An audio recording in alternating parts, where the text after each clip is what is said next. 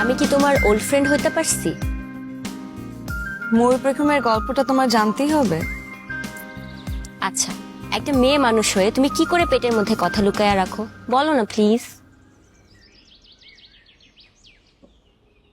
আসলে পেখমগুলো আমি অনেক ছোটবেলার থেকে জমাই।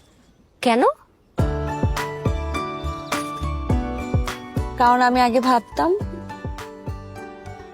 পেখমগুলো একদিন বাচ্চা দিবে, আর যেদিন বাচ্চা দিবে সেদিন একটা রাজপুত্র ঘোড়ায় চড়ে আমার কাছে আসবে।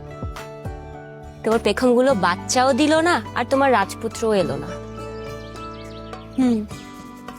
এলো না, সবই রূপ কথা। কিন্তু আমার বিশ্বাস আমার ভাগ্যে যে আছে সে একদিন অবশ্যই আসবে। আর যেদিন আসবে সেদিন আমি আমার এই জমানো যত পেখম আছে সবগুলো ওকে গিফট করবো।